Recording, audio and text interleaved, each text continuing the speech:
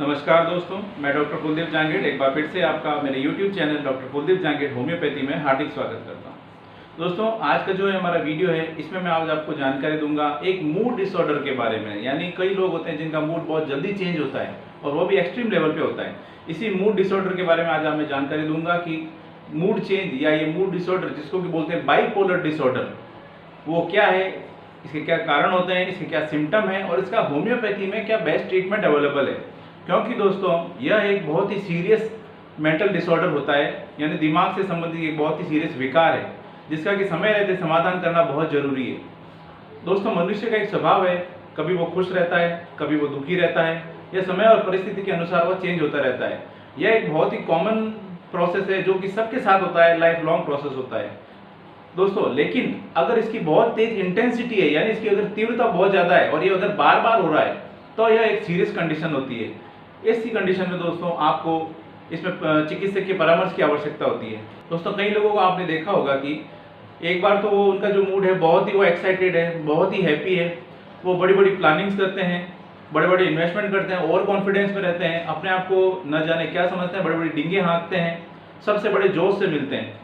लेकिन कुछ समय बाद आप देखते हैं कि वही इंसान बिल्कुल डिप्रेशन में चला जाता है, बहुत ही हताश हो जाता है, बिल्कुल चुपचाप रहना शुरू कर देता है, किसी से बात नहीं करता है, किसी से बातचीत करने का मन नहीं करता है, शांत रहता है, अकेले स्वभाव में रहता है, अकेलापन उसको अच्छा लगता है, उसको लगता है कि मेरा जीवन व्यर्थ है, उसको सुसाइडल थॉट्स भी आ जाते हैं। इस तरह से वो डिप्रेशन में चला जाता है और यह भी कुछ दिनों से कुछ सप्ताह तक चलता है। दोस्तों, यह जो मूड में जो चेंजेस होते हैं, एक्सट्रीम लेवल में जो चेंजेस आ रहे हैं, इसी को बोलते हैं बाइपोलर डिसऑर्डर। जैसा कि आप नाम से समझ सकते हैं, बाइपोलर यानी कि दो पोल्स, और जो कि दोनों अवस्थाएं दोनों एक दूसरे से टोटली डिफरेंट है, इसीलिए इसको बोलते हैं बाइपोलर डिसऑर्डर। दोस्तों, आखिर बाइपोलर डिसऑर्डर होता क्या है और इसमें क्या होता है ऐसा? दोस्तों, बाइपोलर डिसऑर्डर जो होता है वह, इसमें दो फेजेस होते हैं, एक होता है मेनिया, एक होता है डिप्रेशन। अगर हम मेनिया की बात करें तो मेनिया को जिसको कि बोलते हैं तेजी, जैसे मैंने आपको अभी इंट्रोडक्शन में बताया कि मेनिया की जो कंडीशन होगी उस समय में मनुष्य का ऐसा एक नेचर हो जाता है कि बहुत ज़्यादा ओवर एक्साइटेड में रहेगा, बहुत ज़्यादा हैप्पी रहेगा, सबसे जोश से मिलेगा, उसको ऐसा लगेगा कि मैं आज ही सारे काम कर लूँ। बहुत ज़्यादा एक्साइटेड के साथ साथ बहुत ज़्यादा वो ओवर एक्टिव भी हो जाता है, इतना ओवर एक्टिव होता है कि वो सारे काम जल्दी जल्दी करना चाहता है। ओवर एक्साइटमेंट में उसको इतना ओवर एक्साइटमेंट होता है कि उसको नींद भी चली जाती है, उसकी नींद भी नहीं आती है। लेकिन उसको नींद नहीं आ रही, फिर भी उसके चेहरे से आपको थकावट का एहसास नहीं होगा, ऐसा नहीं लगेगा कि उसको सुस्ती आ रही है, उसने नींद नहीं ली, लेकिन वो बिल्कुल वो एनर्जेटिक फुल रहेगा। दोस्तों, इसके साथ साथ वो बड़े बड़े विचार रखता है, बड़ी बड़ी प्लानिंग करेगा, बड़ी बड़ी प्लानिंग के साथ साथ कई दफा वो ओवर एक्साइटमेंट में बड़े बड़े इन्वेस्टमेंट भी कर देता है, बिना सोचे विचारे बड़े बड़े इन्वेस्टमेंट कर देगा। हो सकता है वो आगे जाके उसके लिए घाटे का सौदा साबित हो, लेकिन वो उस बारे में सोचता नहीं है। वो ओवर एक्साइटमेंट में हाइपर एक्टिव होने के कारण वो सारी चीजें करता रहता है, फास्ट डिसीजन लेना शुरू कर देता है, बहुत ज्यादा बातें करेगा, वो अपने आप को सुपर नेचुरल पावर समझने लग जाता है, उसको लगता है कि दुनिया को वही चला रहा है। इस तरह के उसमें थॉट्स आने शुरू हो जाते हैं। यह स्टेज कुछ दिनों से कुछ सप्ताह तक चलती है। इसी स्टेज को बोलते हैं दोस्तों मेनिया। इसी से एक थोड़ा सा हल्का सा एक, जिसमें इतनी तीव्रता नहीं है, उसको बोलते हैं हाइपोमेनिया। वह भी तेजी का ही एक रूप होता है, लेकिन उसमें इतनी तीव्रता नहीं होगी, इतना ओवर एक्साइटमेंट नहीं होगा जितना मेनिया में देखने को मिलता है। दोस्तों, इसके बाद में जो स्टेज आएगी वह रहेगी डिप्रेशन की स्टेज। यानी कुछ समय इससे पहले वह बहुत ज़्यादा एक्साइटेड था, बहुत ज़्यादा ओवर एक्टिव था, और अब वो उसमें स्टेज में, मेंटल स्टेज में उसकी चेंज आया और वो बिल्कुल डिप्रेशन में चला गया।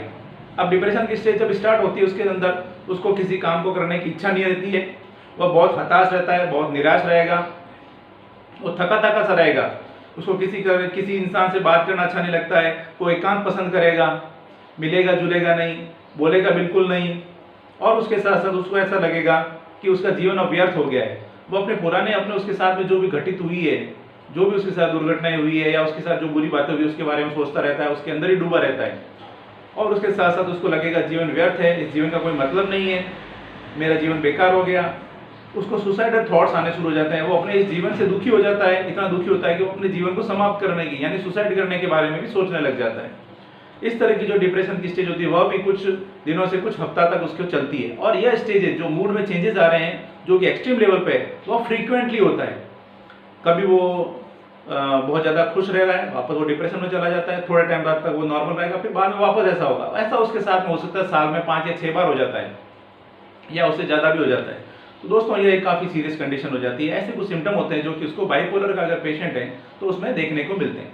तो अब हम अगर बात करें कि अगर बाइपोलर डिसऑर्डर है तो उसके कारण क्या है, किन कारण की वजह से ऐसा होता है। दोस्तों जो बाइपोलर डिसऑर्डर है यह ग्लोबली जो 1% तक की जो पॉपुलेशन उसको ये प्रभावित करता है। पूरे दुनिया की जो आबादी है उसका 1% हिस्सा होगा उसको बाइपोलर डिसऑर्डर हो सकता है। बाइपोलर डिसऑर्डर का जो मेन जो एक सबसे बड़ा कारण देखा गया वो होता है जेनेटिक। यानी अगर आपके फैमिली में, आपके ब्लड रिलेशन में, यानी आपके माताजी पिताजी को या आपके ददियाल में या आपके ननियाल में अगर किसी को है इस तरह की समस्या है, मूड स्विंग बहुत जल्दी होते हैं और एक्सट्रीम लेवल पे होते हैं, यानी बाइपोलर की डिसऑर्डर है, तो हो सकता है कि आपके अंदर भी यह प्रॉब्लम हो। इसके साथ साथ दोस्तों अगर आपका बचपन में काफ़ी स्ट्रेसफुल आपका बचपन रहा है, लाइफ रही है बचपन की, और उसके साथ साथ आपका बहुत ही आपको बचपन में हैरेसमेंट हुआ है, आपका मेंटली हैरेसमेंट रहे हुए हैं, उसके कारण भी ऐसी हो सकती है, स्थिति हो सकती है। इसके अलावा अगर कुछ मेडिकेशंस होती है, कुछ मेडिसिन होती है जिसके कारण भी बाइपोलर डिसऑर्डर हो जाता है। इसके अलावा दोस्तों प्रेगनेंसी के अंदर, मेनोपॉज के बाद में कुछ शरीर में हार्मोनल चेंजेस होते हैं फीमेल्स में, तो उस स्थिति में फीमेल्स में ये बाइपोलर डिसऑर्डर की समस्या हो सकती है। यह इसके कुछ बेसिक कारण होते हैं जिसकी वजह से बाइपोलर डिसऑर्डर होता है। दोस्तों अब हम बात करते हैं इसके ट्रीटमेंट पार्ट की। दोस्तों बाइपोलर डिसऑर्डर का अगर कोई पेशेंट है तो उसके लिए मैं कहूँगा होम्योपैथी में बहुत अच्छी मेडिसिन अवेलेबल है, क्योंकि दोस्तों होम्योपैथी का जो भी ट्रीटमेंट दिया जाता है उसमें मेंटल सिम्टम को सबसे ज़्यादा वरीयता, सबसे ज़्यादा प्रायोरिटी दी जाती है। उसके मेंटल सिम्टम्स के आधार पर उसका ट्रीटमेंट किया जाता है। दोस्तों बाइपोलर डिसऑर्डर के अंदर उसके सिम्टम देखे जाएंगे कि अभी वो कौन सी स्टेज में है, अभी वो तेजी में है यानी मेनिया में है या वो डिप्रेशन में चल रहा है, तो उसके सिम्टम जैसे जैसे चेंज होते हैं वैसे वैसे उसकी मेडिसिन दी जाती है, चेंज की जाती है। होम्योपैथी में इसके लिए बहुत अच्छी मेडिसिन है, लेकिन एक्सट्रीम लेवल पे जो कंडीशन होती है उसमें मैं सजेस्ट करूंगा साइकेट्रिक डॉक्टर से आप जरूर कंसल्ट करें। दोस्तों इसमें अगर हम बात करें जो मेन मेडिसिन की, दोस्तों इसमें जो सबसे पहली मेडिसिन आएगी वो है इसकी कैनाबिस इंडिका। कैनाबिस इंडिका 30, दोस्तों मैं कहूँगा ये इसकी मुख्य मेडिसिन है। कैनाबिस इंडिका 30 को लेने का तरीका है 3-3 बूंद डाइट जीप पर दिन में 3 बार। कैनाबिस इंडिका का जो पेशेंट होगा उसमें वो बहुत ज़्यादा भुलक्कड़पन रहेगा, बहुत ज़्यादा ओवर एक्साइटमेंट रहेगा, बहुत ज़्यादा बातें करेगा, बड़ी बड़ी प्लानिंग करेगा, वो बहुत ज़्यादा खुश रहेगा। ऐसी कंडीशन है वहाँ पर कैनाबिस इंडिका बहुत अच्छा काम करती है, यह इसकी एक मुख्य दवा है। अगली जो दवा है वो है बेलाडोना 30। बेलाडोना 30 दोस्तों वहाँ दी जाती है जहाँ पर उसमें बहुत ज़्यादा वो जब एग्रेसिव हो जाता है, कई दफ़ा ऐसा भी होता है कि तेज़ी के अंदर वो मारपीट भी करना शुरू हो जाता है, गाली गलौज करता है। अगर इस तरह की कंडीशन है, चेहरा लाल हो जाता है, तो ऐसी कंडीशन में बेलाडोना 30 बहुत अच्छा काम करती है। बेलाडोना 30 को लेने का तरीका है 3-3 बूंद डाइट जी पर दिन में 3 बार। एक और जो मेडिसिन है वो है इग्निशिया 30। इग्निशिया 30 वहाँ दी जाती है जहाँ पर पेशेंट के साथ में कभी बहुत ज़्यादा उसको दुख पहुँचा है, बहुत ज़्यादा उसके मानसिक आघात पहुँचा है उसको, ऐसी कंडीशन में इग्निशिया 30 अच्छा काम करती है। ऐसी कंडीशन के कारण अगर वो स्थिति डेवलप हुई है तो वहाँ पर इग्निशिया दी जाती है। इग्निशिया का पेशेंट बहुत ज़्यादा दुखी रहेगा, हमेशा पुरानी चीज़ों में खोया हुआ रहेगा, तो वहाँ पर इग्निशिया 30 अच्छा रोल है। उसका इग्निशिया 30 को लेने का तरीका है 3-3 बूंद डाइट जी पर दिन में 3 बार। अगली जो मेडिसिन है दोस्तों वो है ऑरोमेट 30। ऑरोमेट 30 को लेने का तरीका है 3-3 बूंद डाइट जी पर दिन में 3 बार। और ऑरोमेट का जो पेशेंट होगा वो लाइफ से बहुत हताश रहेगा, बहुत निराश रहेगा और उसमें सुसाइडल थॉट्स या सुसाइडल टेंडेंसी आ जाती है। वो आत्महत्या करके, उसमें बहुत ज़्यादा विचार आते हैं और वो आत्महत्या करके वो अपना जीवन समाप्त करना चाहता है, तो वहाँ पर ऑरोमेट 30 बहुत अच्छा काम करती है। एक और जो मेडिसिन है वो है हायोसाइमस 30। दोस्तों हायोसाइमस 30 वहाँ दी जाती है जहाँ पर पेशेंट बहुत ज़्यादा आशावादी होता है, बड़ी बड़ी प्लानिंग करता है, सेक्सुअल थॉट्स आते हैं, बहुत ज़्यादा शक करता है। ऐसी कंडीशन में हायोसाइमस बहुत अच्छा काम करती है। हायोसाइमस का पेशेंट जो होगा इतना एक्साइटेड होता है कि उसको नींद आना बंद हो जाती है। ऐसी कंडीशन में हायोसाइमस दी जाती है और हायोसाइमस को लेने का तरीका है 3-3 बूंद डाइट जी पर दिन में 3 बार। अगली जो मेडिसिन है वो है एनाकार्डिन 30। एनाकार्डिन 30 को लेने का तरीका है 3-3 बूंद डाइट जी पर दिन में 3 बार।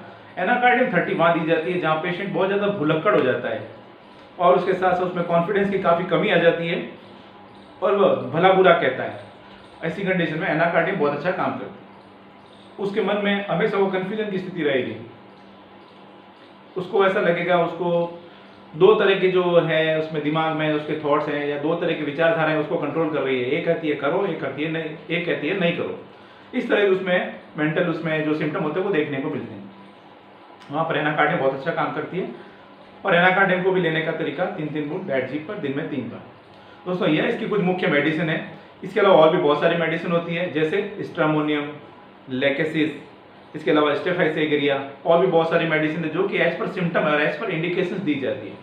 इसलिए आप कोई भी मेडिसिन लें हमेशा चिकित्सक की सलाह अनुसार लें तो आपके लिए बेहतर रहेगा। सेल्फ मेडिकेशन न करें। दोस्तों यह वीडियो आपकी जानकारी के लिए होता है, सेल्फ मेडिकेशन के लिए नहीं है। हमेशा मेडिसिन डॉक्टर से सलाह के अनुसार ही लें। दोस्तों यह कुछ जानकारी जो मैंने आज आपके साथ में शेयर की है, मैं उम्मीद करता हूँ आज मैंने आपके साथ में जो भी जानकारी शेयर की आपको ये पसंद आई है और आपके लिए फायदेमंद साबित होगी। दोस्तों अगर आपको ये वीडियो पसंद आया है तो इस वीडियो को लाइक करें, शेयर करें, कमेंट करें, इस चैनल को सब्सक्राइब करें और बेल आइकन जरूर दबाएं ताकि मैं जैसे ही कोई नया वीडियो अपलोड करूँ आपके पास उसका नोटिफिकेशन आ सके। जय हिंद।